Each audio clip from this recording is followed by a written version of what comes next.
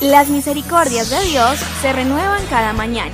Su voluntad es buena, agradable y perfecta. Bienvenidos a una nueva emisión de Vidas con Propósito, para volver a vivir. No desistas, solo Dios puede hacer posible lo que consideras imposible.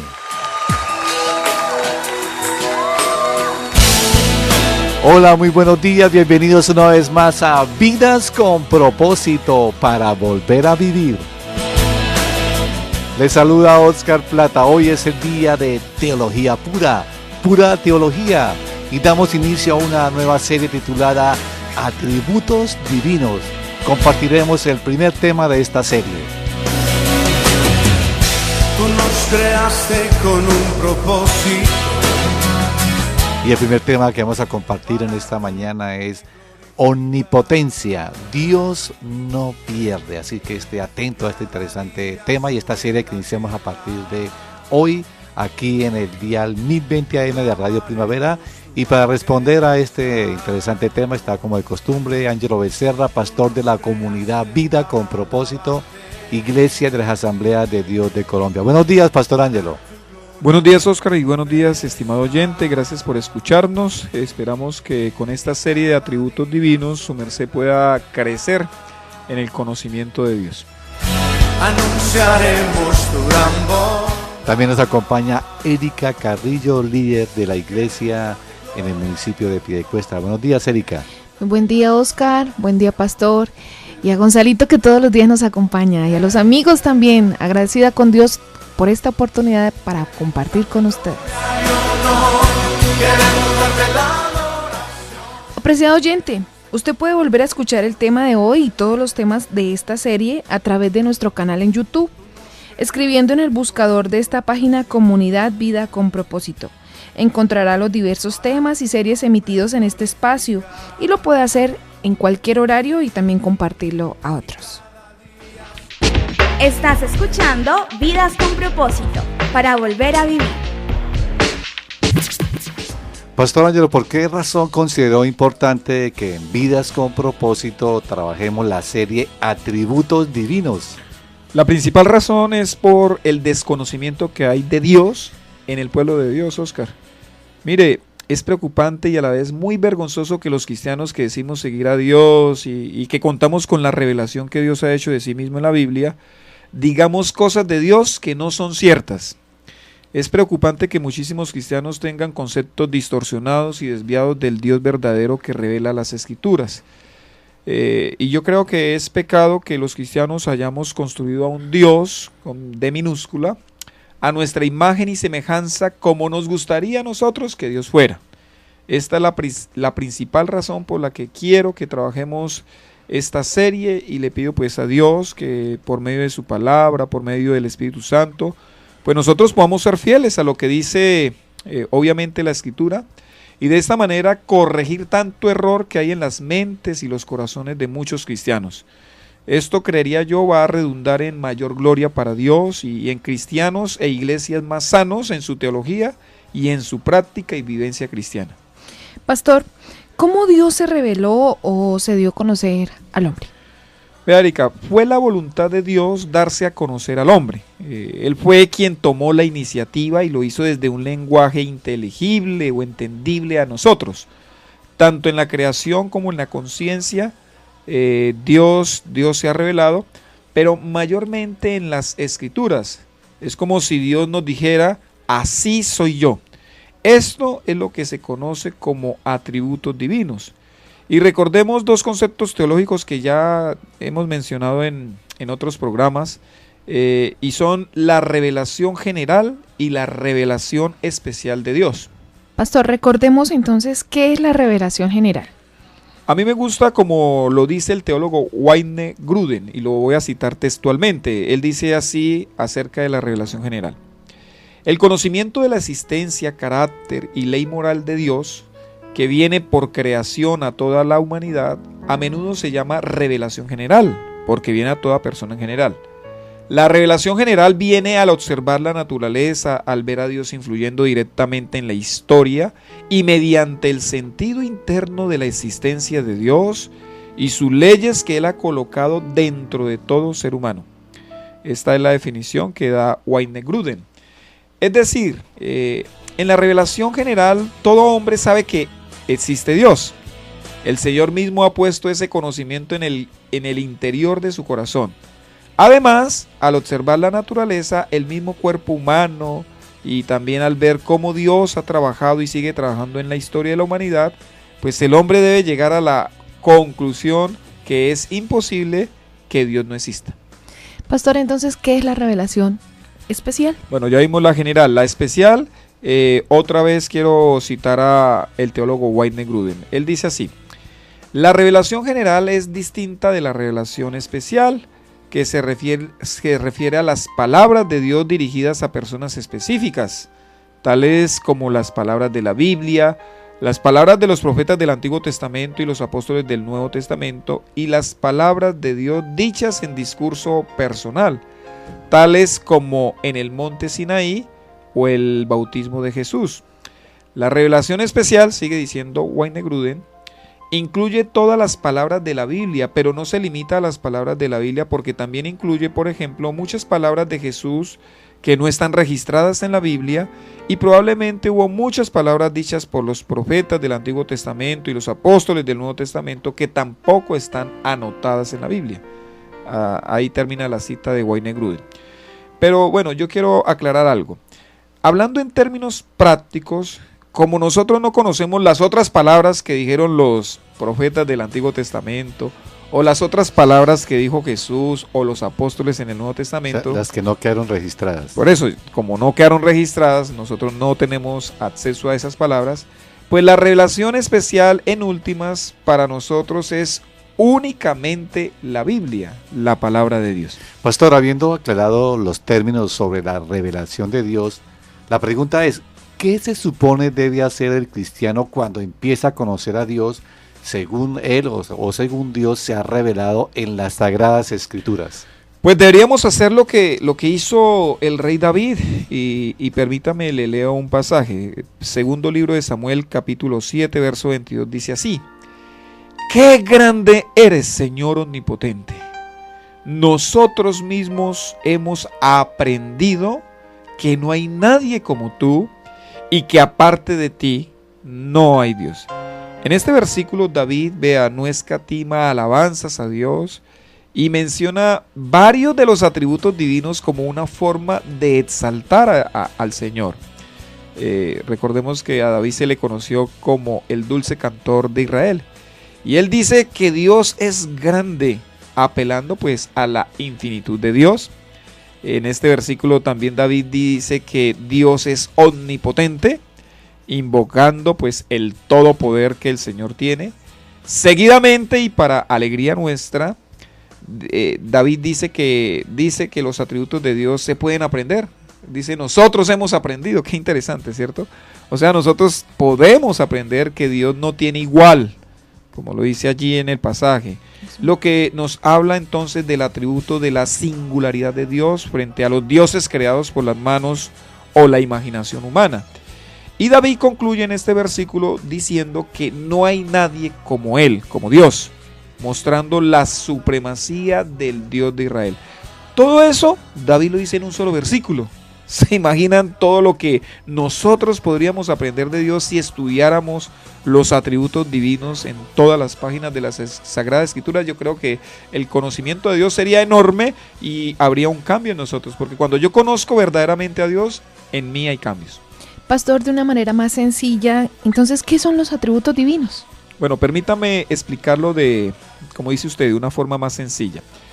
Cuando hablamos de una persona o intentamos definirla, decimos, él es amable, él es simpático, a veces es un poco gruñón, odia que le mientan, le encantan los chocolates, es disciplinado y busca hacer todo con excelencia. Cuando alguien habla así, realmente lo que está queriendo hacer es definir a esa persona. Esa persona parte de los atributos o de las cualidades de la personalidad de ese individuo que quiere describir. De igual forma, cuando nosotros tratamos de definir a Dios, podemos apelar a sus atributos o a sus cualidades que muestran lo que es Él. Es decir, los atributos divinos son las cualidades de Dios, son las características que definen lo que Dios es en su esencia. Sin esos atributos, Dios no sería Dios. En cuanto a este aspecto, ¿qué cuidados debemos tener cuando queremos definir a Dios?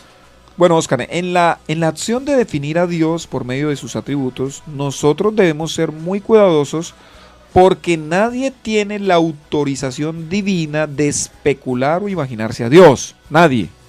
¿Por qué? Porque Dios reveló de sí mismo en las Sagradas Escrituras lo que quería que el hombre conociera de Él. O sea, yo sé de Dios lo que Él dijo que Él era en su palabra. Así que esa definición de lo que es Dios debe surgir no de nuestra experiencia, y es que yo siento que Dios es así, así. No. Esa, digamos, yo me imagino que Dios es yo así. me imagino que Dios es así. No debe surgir de eso, sino que debe surgir de lo que Dios ha dicho de sí mismo en las Sagradas Escrituras. Y eso sí hay que dejarlo muy claro. Pastor, ¿por qué es importante que todo cristiano conozca los atributos de Dios y qué debe hacer para lograrlo? Mira, Erika, conocer los atributos divinos y su interdependencia es imprescindible para desarrollar una fe madura y una fe fuerte en el Dios verdadero. Por eso es que muchos cristianos, su fe es, mejor dicho, son una llamarada de papel. ¿Sí? Prenden por un momento y ya se apagan. No conocen los atributos de Dios. Y para conocer esos atributos de Dios, pues el cristiano debe acudir a la Biblia e indagar cómo es el ser de Dios. Una vez se empieza a descubrir al Señor por medio de la palabra, entonces podremos entablar una relación adecuada y armoniosa con Él. En otras palabras, estimado oyente, si el cristiano desconoce los atributos divinos y en lugar de ellos adopta o cree otras cosas acerca de Dios, no se estará relacionando apropiadamente con el Señor y además tendrá muchos conflictos en su fe. Estamos en Vidas con Propósito en el dial 1020 AM y por internet a través de radioprimavera.com. Hoy con la serie Los Atributos Divinos y estamos viendo el atributo de la omnipotencia de Dios. Pastor, luego de esta breve introducción, ¿qué atributo divino, o bueno, el atributo que vamos a desarrollar hoy es la omnipotencia de Dios? Entonces, profundicemos sobre este atributo.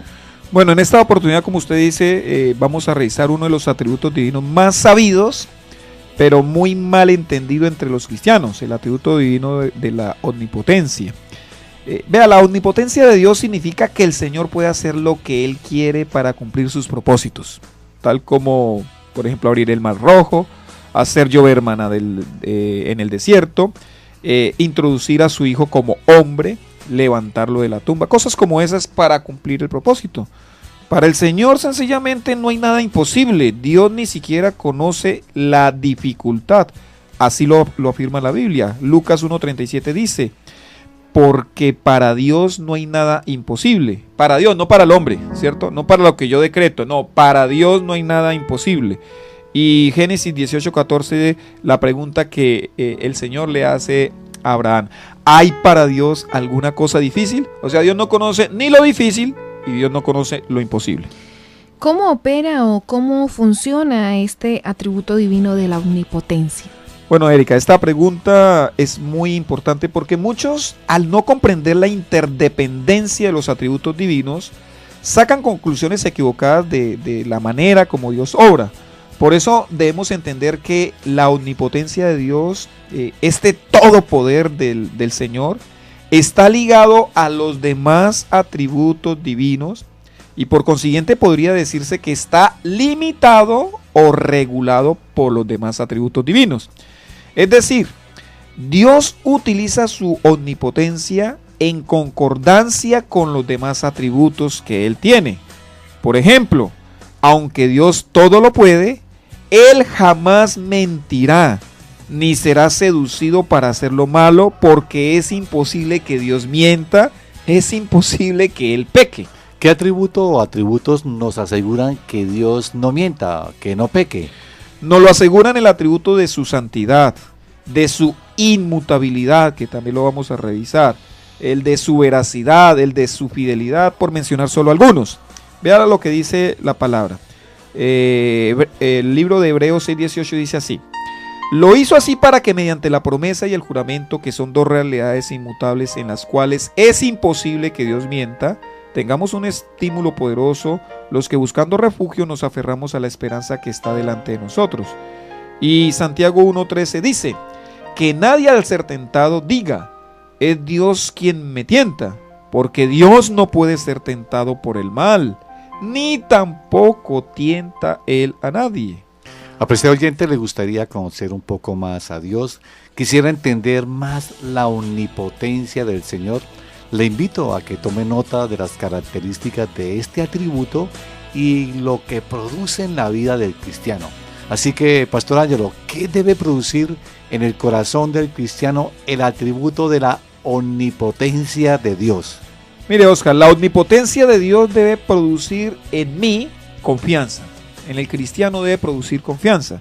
Salmo 91 del 1 al 2 dice así: el que habita al abrigo del Altísimo se acoge a la sombra del Todopoderoso, o del Omnipotente, es lo que significa, ¿no? Del Todopoderoso. Yo le digo al Señor, tú eres mi refugio, mi fortaleza, el Dios en quien confío. ¿Por qué este salmista confía en Dios? Porque Él es el Todopoderoso. Esa es la razón para que él confíe en Dios. Vea, no sé si usted, estimado oyente, pero al menos yo no confiaría en un Dios que no fuera omnipotente. Un Dios que no sea todopoderoso, pues no es digno de confianza, así de sencillo, ¿cierto? Vea, el teólogo del siglo XX, uno de los teólogos del siglo XX, Arthur Pink, él dijo lo siguiente: el que no puede hacer todo lo que quiere y no puede llevar a cabo todo lo que se propone, no puede ser Dios. Eso es tan elemental, ¿cierto? No podemos creer que... Es una razón obvia. Obvia, si es Dios, creemos inmediatamente que es el Todopoderoso. Lo sorprendente es que a pesar de que la Biblia afirma una y otra vez que el Señor es el Todopoderoso, sus hijos a veces confían muy poco en Él. ¿Qué nos enseña el salmista en este conocido Salmo 91, pero realmente muy poco estudiado? Lo que nos enseña, Erika, aquí el salmista, es que uno solo puede tener confianza en la omnipotencia de Dios cuando habita, no cuando visita su presencia. Lo que significa que solo es en la intimidad con Dios, conocerlo pues a través de la palabra y de la oración, es allí donde se encuentra la verdadera confianza para los momentos de angustia. Una extrema confianza en Dios brota de aquel que lo ha empezado a conocer.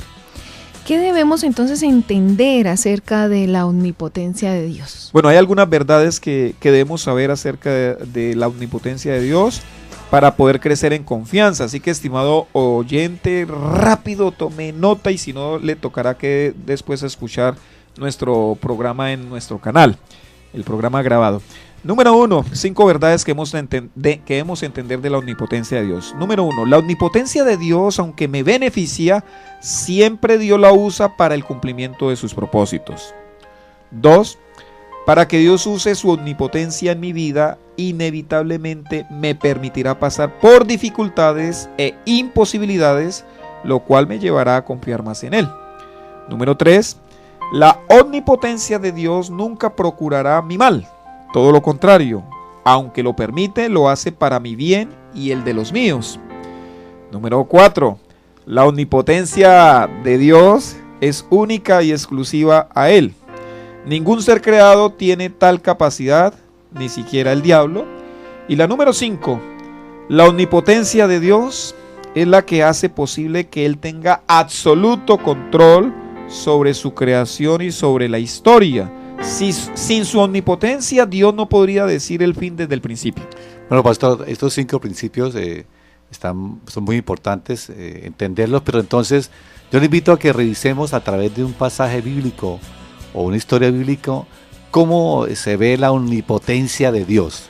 Bueno, vamos entonces a ver en un solo ejemplo bíblico, como usted lo dice, cómo se ven estos 5 principios de alguna manera conjugados al mismo tiempo. El número 1 que mencioné fue la omnipotencia de Dios, aunque me beneficia, siempre Dios la usa para el cumplimiento de sus propósitos. Yo pregunto, José el hijo de Jacob, fue beneficiado al ser el gobernador de Egipto? Claro que sí. La respuesta contundente es sí. La segunda pregunta entonces que le hago: ¿para qué Dios permitió que José se convirtiera en el segundo hombre más importante del mundo?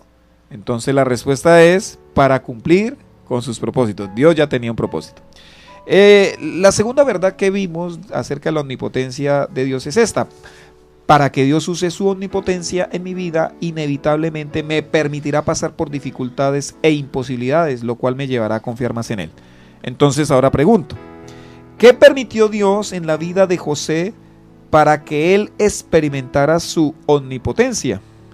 Pues él permitió que ser odiado por sus hermanos, ser vendido como esclavo, ser acusado de abuso sexual, ser encarcelado. Todas esas cosas Dios las permitió para mostrar que Dios tiene todo el poder para regir la historia. Bueno, muy bien, vamos con la tercera. Dijimos como característica número 3 que la omnipotencia de Dios nunca procurará mi mal. Todo lo contrario. Aunque lo permite, lo hace para mi bien y el de los míos. ¿Sí me escucha, Oscar? Esto se lo estoy diciendo a usted. Yo pregunto: ¿Dios estaba procurando el mal en la vida de José al permitirle pasar por esas penurias? Definitivamente no. Dios estaba haciendo justamente lo opuesto.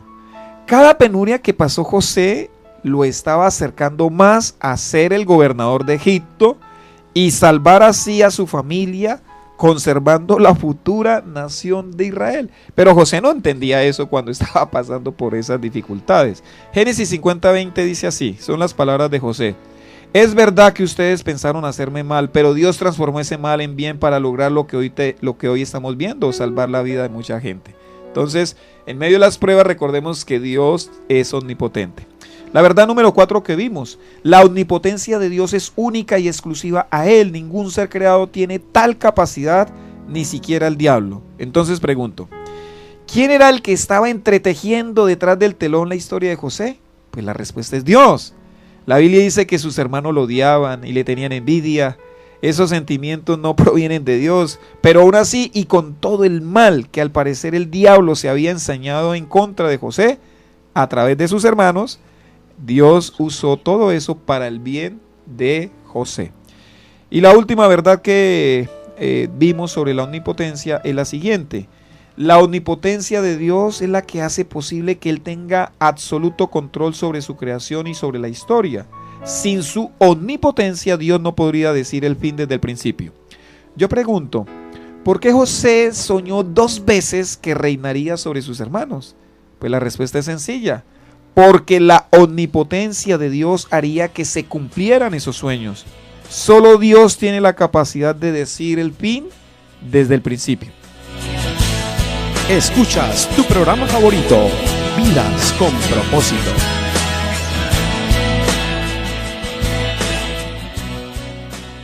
Bueno, Pastor Ángelo, este tema es muy interesante, de la omnipotencia de Dios, y muchas veces, como en el caso de José, hay oyentes, hay personas que están pasando situaciones difíciles, pero como nosotros no podemos ver todo el principio ni el final, a veces nos cuesta mucho aceptar esas situaciones de la vida. ¿Cómo a través de este atributo podemos nosotros tener entonces esperanza de que Dios tiene el control de todo? Sí, indiscutiblemente lo que usted dice es cierto. Nosotros no somos Dios, no tenemos omnipotencia en nosotros mismos, y por eso es que nos afanamos y nos preocupamos. Y yo lo que rescato de eso, Oscar, es que como no tenemos la omnipotencia, pues podemos acudir al omnipotente. Como no tenemos el control de todas las cosas ni de todas las personas, podemos acudir a quien sí lo tiene. En últimas, que la omnipotencia me lleve a la dependencia, que yo aprenda a depender de Dios, que yo sepa que, por ejemplo, citando casos puntuales, que yo sepa que yo no tengo el poder, no tengo el control para que mi hijo crea en el Señor. Ninguno de mis hijos. Yo no tengo el control para hacer que ellos se enamoren de Cristo.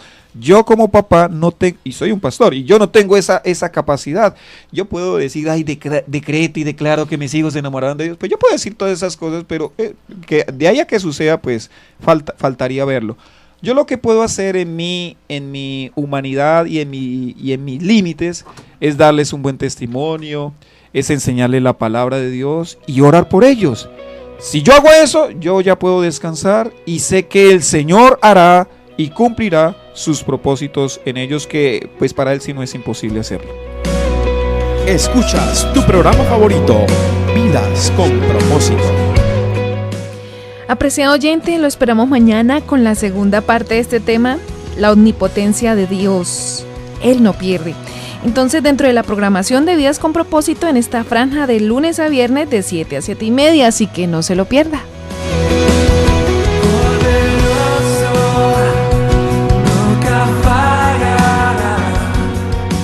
Pues oyente, si desea comunicarse con nosotros, nos puede llamar al teléfono 310-212-4602. Recuerde, 310-212-4602. Gracias por escucharnos y les deseamos que pasen un día muy